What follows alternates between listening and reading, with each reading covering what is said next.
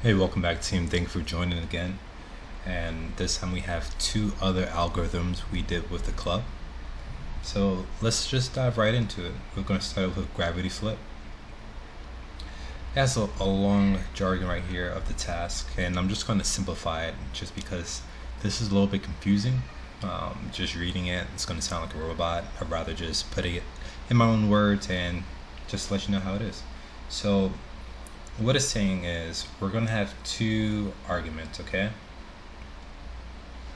We're going to have one of our right, and then we're going to have one equal to an array.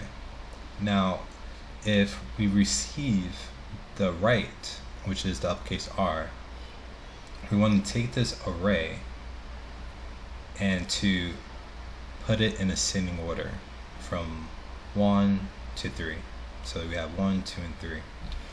Now if this equals an uppercase L, we want to take that array that it gives us and to put it in the ascending order. That's all it's saying. It looks a little bit more complicated than what it should be, but that's all it's saying. So I decided to tackle this problem this way. We'll see on, I could get rid of this. That was like a nice console log, so I can understand what D equal, and D is the letter and A is the array. So if you see on line 4, I said that if D equals to R, then return the array sorted in ascending order. So I used AB and then to say A minus B, and that makes it return in an ascending order, that array. Else, return that array in descending. And the reason why this is descending is because I changed it from A minus B to B minus A. And you could have the else in there, or you could leave out the else if you want to do a quick refactor to just make it look pretty, you know. And we had like a new team member by the name of Shelby. She showed us another cool way we could went about this. I'll share it with you guys. So a nice cool way is to be able to use the sort method along with a nice ternary. So they use the sort method with two arguments, x equals y, and they're saying that, hey, if your D is equal to R, then return in ascending order the array, or if it's not, then return it in descending, so that is equal to your L. Both ways work out and both are cool. This is just a one-liner, so if you like that, feel free to use it, guys. Okay, so on to our next one. We have odd or even. So the task at hand, it says, given a list of integers, determine whether the sum of its elements is odd or even, giving your answer as a string matching odd or even. If the input array is empty, consider it as 0 array with a 0. Our examples are here, saying input 0, output even, input 0, 1, 4, output odd, because 0 plus 1 plus 4 equals 5, which is odd. Input 0, negative 1, negative 5. 0 plus negative 1 is negative 1, plus negative 5 is negative 6, which is even.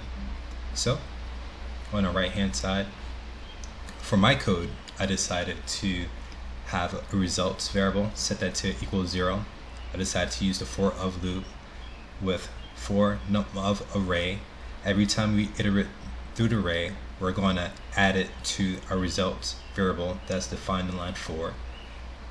Once we have the total here, we're going to say that if that result modulo is equal to 0, that means that if it's even, because if it's 0, there isn't a remainder, and if it was probably 0.3 or x, y, and z of those type of integers, then it's an odd, so it's gonna skip to return odd. Okay, so if the result equals to 0, modulo of 2 equals 0, return even, else odd. So that was a nice simple way I decided to go about it. And we have another team member by the name of Connor. He decided to do this way. This was a nice, cool, nifty way that you could have solved that as well using the reduce function. So you have array that reduce, sum and element. We have the sum plus the element, and we're setting that sum equal to 0, and we keep on passing in elements to plus to the sum. And then we're saying that once that is done, we're going to take the modulo of 2, and if that is equal to 0, then we're going to return even, else it's going to return odd. So these are two different ways that you could solve these problems. It's a lot easier to talk about it once you know the answers.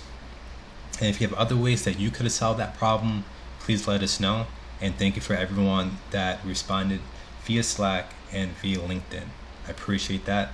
And another tidbit, a nice gentleman of Chris, he reached out and he let me know on the second video that is up, even if you have 3 methods, such as, like, let's say a split, a join, and a sort, even though you have 3 of them, and it's going to equal in time complexity of 3n, at the end of the day is still n.